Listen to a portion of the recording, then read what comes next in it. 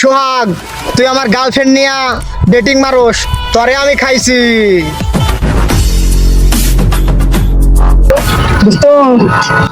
কোথায় যাচ্ছ? না গেছিলাম ওই নামাই গেছিলাম। তো চলো আর একটু ঘুরে আসি। ঘুরবো? হ্যাঁ আচ্ছা ঠিক আছে।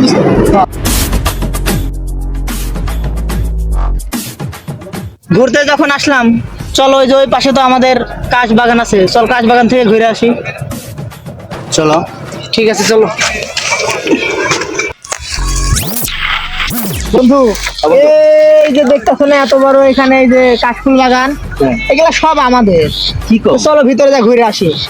ভিতরে যা কি হবো? না ভিতরে অনেক দেখার কিছু আছে, চলো যাই দেখে ঘুরে আসি। ভিতরে শিয়াল টেল নাই তো? না শিয়াল টিয়াল নাই, শালাটা আজকে শিয়াল দেখাও। হ্যাঁ বন্ধু চলো। তো আমার কিন্তু অনেক ভয় লাগছে।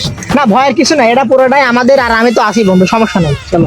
কোনো শিয়াল টেল তো নাই? না না শিয়াল টিয়াল নাই। এই জঙ্গলে যে তোমার কিসের লাগা নিয়ে আইছি এটা তো তুমি বুঝবা না।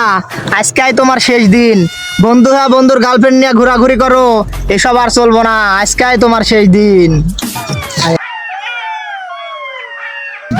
বাঘ ভাল্লুক শিয়াল মিয়াল থাকতে পারে, না, এখানে দুস্থ সমস্যা থাকাটা আমার কিন্তু নিরাপদ। আমার না অনেক ভয় বন্ধু লাগছে। সমস্যা নাই, ঘটনা হইলো কইছিলাম যে আমার গার্লফ্রেন্ড নিয়ে ঘুরো না শালা।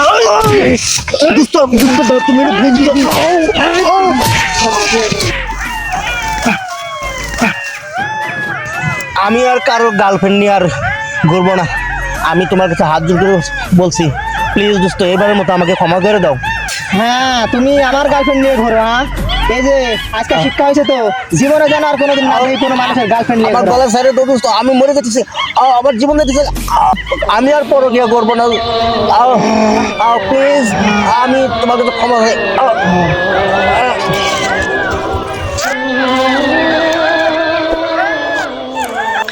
আসসালামু আলাইকুম প্রিয় দর্শক, আসলে আমাদের আজকের এই ভিডিওটা শিক্ষামূলক ভিডিও।